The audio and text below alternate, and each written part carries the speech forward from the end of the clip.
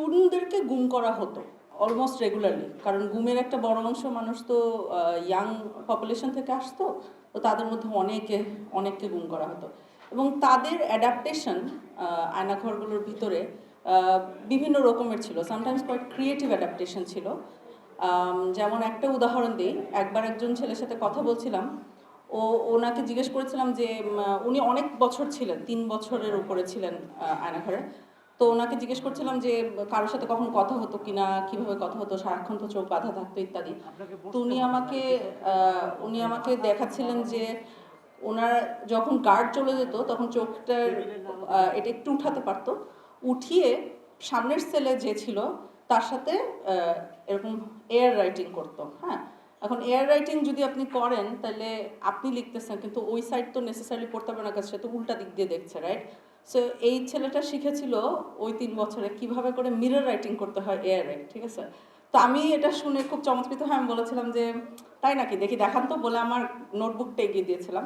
তো নোটবুকে দেখি সে ইমিডিয়েটলি তার নামটা উল্টা করে লিখে দিয়েছিল। অ্যান্ড 3 বছর এইরকম অকথ্য অত্যাচার ছেলেটার উপরে যা হয়েছিল, সেখান থেকে সে যা নিয়ে ফেরত এসছে তার মধ্যে একটা হলো এটা যে সে এখন উল্টা করে মিরর রাইটিং করতে পারে এয়ারে। এই ধরনের বিভিন্ন রকমের অ্যাডাপ্টেশনস আমরা দেখি, কিন্তু অ্যাডাপ্টেশনসগুলোর মধ্যে টর্চার বা যে ডেপ্রিভেশন যেটা থাকে সেটাও আমাদের চোখে পড়ে। আমি দুটো উদাহরণ দিই। একটা হলো গিয়ে এডুকেশনের ক্ষেত্রে, দুটো উদাহরণ দিব, একটা এডুকেশনের ক্ষেত্রে, অন্যটা ক্যারিয়ারের ক্ষেত্রে। এবং যে কারণে আমি এই দুটো উদাহরণের উপরে ফোকাস করতে চাই, বিকজ আমি চাই যে আপনারা এখন স্টুডেন্ট আছেন, আমি কয়েকদিন আগেই স্টুডেন্ট ছিলাম, আপনারা বুঝতে পারেন যে এই এডুকেশন অ্যান্ড ক্যারিয়ার দুইটার একটা হেলাফেলা করার না। অনেক সময় স্টুডেন্ট পলিটিক্সে থাকার সময় মনে হয় যে পৃথিবীটাই আমার হাতে মুখে, এগুলো তো আসলে অতটা জরুরি না, কিন্তু আসলে কোয়াইট জরুরি। এটা বোঝা যায় যখন আমরা কম্পেয়ার করি নিজেদেরকে এগেনস্ট যারা এটা পাচ্ছে না, তখন উই আন্ডারস্ট্যান্ড এটা আমাদের জন্য কত বড় নেয়ামত। সো আমি এডুকেশনের একটা উদাহরণ দিই। একটা ছেলে, ওনাকে তুলে নেওয়ার পরে ওনাকে যে তুলে নেওয়া হয়েছে তিনি এখন জেলে আছে, so accused is in custody.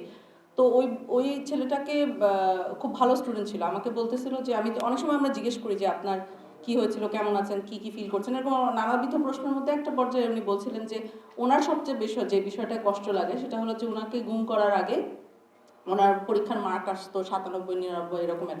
তো গুমে ওনাকে যে টর্চার করা হয়েছিল তখন একটা স্পেসিফিক টর্চার ছিল যে ইলেকট্রিক শক দেওয়া হয়েছিল ওনার মাথায়, এবং দেওয়ার সময় তারা বারবার করে বলেছিল যে যারা টর্চার করছিল তারা বলেছিল যে তুই নাকি অনেক ভালো স্টুডেন্ট, দেই তো তোর বুদ্ধিটা একটু কমিয়ে। এটা বলে বলে যখন টর্চার করেছে, পরবর্তীতে উনি বের হওয়ার পরে যে কারণেই হোক, উনি আমাকে বলছেন ওনার সবচেয়ে বড় দুঃখ হলো যে ওনার রেজাল্ট আর এখন ভালো হয় না, এখন 97, 99 পাওয়া হয় না, উনি এখন হার্ডলি পাস করেন। এবং এটা ওনার এতটা কষ্ট লেগেছিল যে ওনার যে পড়াশোনায় উনি আর আগের মতো নেই, এই জিনিসটা ওনার এত কষ্ট লেগেছিল যে এত কিছু বলার সময় উনি কাঁদে না, এই জিনিসটা বলার সময় ঝরঝর করে কাঁদছিলেন। সো এই যে পড়াশোনা করতে পারাটা এবং পড়াশোনা করাটা একটা নিয়ামত আসলে, যেটা স্টুডেন্টদেরকে রেকগনাইজ করা উচিত। দ্বিতীয় আরেকটা উদাহরণ দিয়ে সেটা হলো ক্যারিয়ারের বিষয়। অ্যাগেন অনেক সময় স্টুডেন্ট পলিটিক্স করতে গিয়ে ক্যারিয়ারটাকে মানে সেকেন্ডারি কনসার্ন মনে হয়, এটা মোটেও সেকেন্ডারি কনসার্ন না। বেশিরভাগ গুমের ভিকটিম যারা ইয়াং বয়সে গুম হচ্ছেন তাদের সবচেয়ে বড় একটা সমস্যা হয় ওনারা ফেরত আসার পরে, যারা ফেরত আসতে পারছেন, সেগুলো রিএন্ট্রি ইন্টু সোসাইটি। সেখানে ক্যারিয়ার একটা বিশাল বাধা হয়ে দাঁড়ায়, কারণ তাদের বিরুদ্ধে ইউজুয়ালি মামলা থাকে, তারা সোসাইটি থেকে নাই হয়ে গিয়েছেন, সো এমনকি তাদের প্রতিবেশীরাও তাদেরকে সন্দেহ করে, তাদের ফ্যামিলি লাইফ ভেঙে যায়। এই সব মিলিয়ে তারা যখন ক্যারিয়ারে রিএন্টার করতে যান তখন দেখেন যে তাদের জন্য কিছু অবশিষ্ট নেই। আমার মনে আছে স্পষ্ট, একজন ছেলে আমাকে বলছিল উনি স্টুডেন্ট থাকা অবস্থায় গুম হন ঢাকার বাইরে একটা, উনি বলেছিলেন যে উনি বিয়ে করেছেন, গুম থেকে ফেরত আসার পরে সময় অতিবাহিত হয়েছে, উনি বিয়ে করেছেন, ওনার একটা ছোট বাচ্চা আছে, কিন্তু বাচ্চার ওষুধ তিনি খরচটা দিতে পারছেন না, কারণ উনি আমাকে যেটা বলছিলেন যে আমি তো কোনো চাকরিই পাই না, 3,000 টাকা একটা চাকরি পাই, সেটাতে আমি কীভাবে কি চালাবো, কিন্তু আমি যখন চাকরি খুঁজতে যাই তখন আমাকে কেউ চাকরি দেয় না, বিকজ আমার এগেনস্টে তো মামলা আছে, আমি তো অত বছর ছিলাম না, এগুলোর কোনো জবাব নাই। এবং অ্যাগেন 5ই আগস্টের আগে, বিপ্লবের আগে তো গুম যে হতো এটা মানে এটাই ওরা অস্বীকার করতো। সো উনি কাকে বুঝাবেন যে আমি গুম হতাম? এই কারণে আপনারা যারা এখন সুযোগ পাচ্ছেন পড়াশোনা করার এবং ক্যারিয়ার ডেভেলপ করার, তারা ওই অপোজিটটা চিন্তা করবেন যে এটা না মানে অনেকে করতে চাচ্ছে কিন্তু করতে পারে না, স্টেট তাকে থামিয়ে দিয়েছে, এবং সেই সুযোগটা আপনারা পাচ্ছেন, তাহলে নিয়ামত হিসেবে চিন্তা করাটা একটু সহজ হয়ে যাবে হয়তো। যদিও আই মাস্ট অ্যাডমিট যে আমি যখন আপনাদের বয়সে ছিলাম, এখানে নট ভেরি মেনি ডেজ আগো, তখন যে খুব পড়াশোনা করতে গিয়ে এরকম কোনো লেকচার শুনলে খুব উৎসাহিত হয়ে পড়তে বসতাম, ব্যাপারটা মোটেও তা না। তবুও এখন এই বয়সে আমার এটা দায়িত্ব, এই কথাটা বলার, আমি আমার দায়িত্ব পালন করলাম। কিন্তু তবুও it's a good thing, it's a good thing. যদি কেউ বলে যে পৃথিবীতে সাকসিড করতে পারবেন ক্যারিয়ার এবং পড়াশোনা ছাড়া, তাহলে তাকে জাস্ট তার কথা শুনবেন না, লাভ নাই শুনে। আচ্ছা, কিছু স্পেসিফিক আমার পরামর্শ আছে। আমি যখন মানে বিপ্লব হওয়ার পরের সপ্তাহের মাঝে আমি বেশ কিছু স্টুডেন্টকে মিট করেছিলাম, অনেক স্টুডেন্টকে মিট করেছিলাম। আমি তাদেরকে জিজ্ঞেস করেছিলাম যে আপনার কি মনে হয় কেন বিপ্লবটা হলো। আমাকে খুব অবাক করেছিল। তো আমি ভেবেছিলাম ওনাদের উত্তর হবে কোটা বা এতগুলো গুলি হয়েছে ইত্যাদি ইত্যাদি, এগুলো দিয়ে শুরু হবে। কিন্তু ওনাদের বেশিরভাগ গল্পটাই শুরু হতো আবরার ফাহাদকে দিয়ে, অথবা হল ভিত্তিক যে টর্চারের যে রেজিমটা সেট আপ করেছিল আওয়ামী লীগ, যে টর্চার রেজিমটার সাথে আসলে গুমও জড়িত ছিল। কারণ আমরা অনেক সময় পাই, জাহাঙ্গীরনগর একটা স্টুডেন্ট ফর এক্সাম্পল, আমার মনে আছে আমাদের একটা কেস, যেখানে ওকে ছাত্রলীগ আইডেন্টিফাই করেছিল, সন্দেহ করেছিল যে ও কোনো একটা দলের, তারপরে ওকে পুলিশের কাছে দেওয়া হয় এবং পরবর্তীতে ওকে 3টা আয়নাঘর ঘুরিয়ে নিয়ে আসা হয় এবং ওর বর্ণনা শুনে আমরা একটা আয়নাঘর খুঁজেও পেয়েছিলাম। So very solid cases.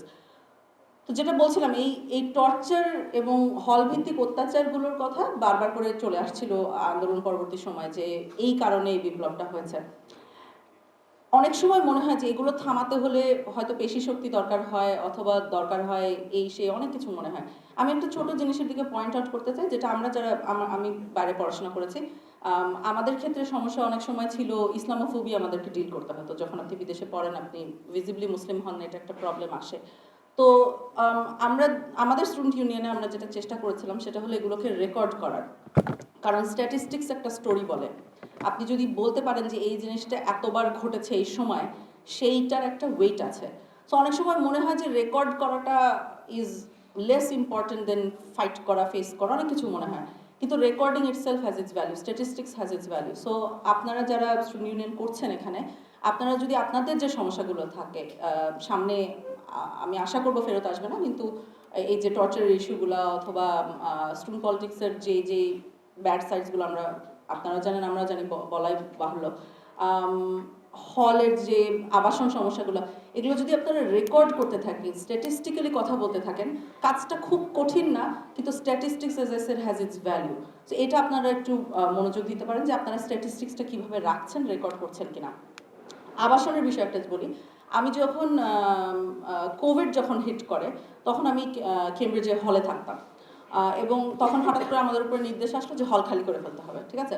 আর এটা বলা সহজ হলো, যারা ওই দেশেরই বাসিন্দা তারা হল খালি করে বাসায় চলে গেল। আমার তো কোনো যাওয়ার জায়গা নেই, আমি তো ওই দেশের বাসিন্দা না। আমি বললাম যে দেখেন, আমি যদি এখন ফ্লাই করি, ইন্টারন্যাশনালি ফ্লাই করি, তাহলে তো আমি আমার নিজের বাসায় কোভিড ক্যারি করে নিয়ে যাবো, আমার বাবা মা এক রিস্ক পড়ে যাবে, সো আমি এটা করতে পারবো না। তাহলে আমি কী করবো এখন? আমি হলের মানে আমার টিচারদের কাছে লিখে বলেছি যে আমার পক্ষে এটা সম্ভব না, হোয়াট ডু ইউ সাজেস্ট। আমাকে বলেছে যে আচ্ছা ঠিক আছে, তাহলে তুমি রয়ে যেতে পারো। তখন যেটা হয়েছে যে আমাদের হলে ওখানে ধরেন 700-800 থাকার ব্যবস্থা ছিল, তার মধ্যে গোটা ইউনিভার্সিটি খালি হয়ে গেল, গোটা হল খালি হয়ে গেল, যদি আমি একা ওখানে একক রাজা হিসেবে রয়ে গেলাম। এবং অনেক অনেক মানে মাস পার হলো যখন শুধু আমি কাক পাখি এগুলো দেখতাম, কাক দেখতাম না, ওইখানে ওই দেশে কাক নেই, যাও ঠিক আছে, পাখি দেখতাম। একটা পর্যায়ে হয়ে গেছিলো পাখি আর কাঠবিড়ালি। তারা আমার কাছে খাবার পেতে পেতে এত অভ্যাস হয়ে গেছিলো যে এসে সকালবেলা যদি ঘুম না ভাঙতো, তাহলে and I am not even joking, এটা হ্যালুসিনেশন না, অ্যাকচুয়ালি আমার জানালা এভাবে নক করতো যাতে আমি যে খাবার দিই। ইট ওয়াজ ভেরি উইয়ার্ড। কিন্তু ওখান থেকে আমি যেটা দেখতে পেরেছি সেটা হলো যে, যেটা আপনারা অনেকেই অনুভব করেন যারা ঢাকার বাইরে থেকে আসেন, যে হল যদি আপনার যদি আবাসন ব্যবস্থা ইউনিভার্সিটি না থাকে, তাহলে আপনি থাকবেন কোথায়, আসলে কোথায় থাকবেন? এবং এই জিনিসগুলোর ক্ষেত্রে এটা অবশ্যই দেওয়ার দায়িত্ব প্রশাসনের, আনডাউটেডলি সো, কিন্তু আপনার জন্য মিডিয়াম অফ কমিউনিকেশন, আপনার পক্ষ হয়ে যে যুদ্ধ করবে সেই এন্টিটিটা হলো আপনার স্টুডেন্ট ইউনিয়ন।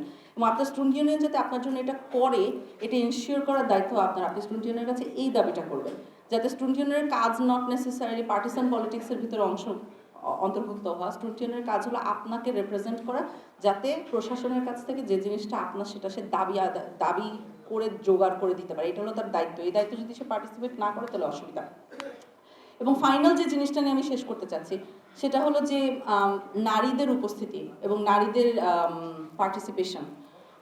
এই রুমের দিকে তাকিয়েও আমি বলবো যে I think we could have done better. I think আরও অনেক বেশি নারীরা থাকতে পারতো। যারা আছেন থ্যাংক ইউ, প্লিজ তাদের জন্য একটা করতালি দেওয়া উচিত, বিকজ অ্যাটলিস্ট ওনারা আছেন। কিন্তু আমি আশা করবো আরও অনেক বেশি মানুষ সামনে আসবেন, কারণ we are 50% of the population. এই জিনিসটা আমাদের, এটা অ্যাজ মাচ ইনাদের ততটুকুই আপনাদের।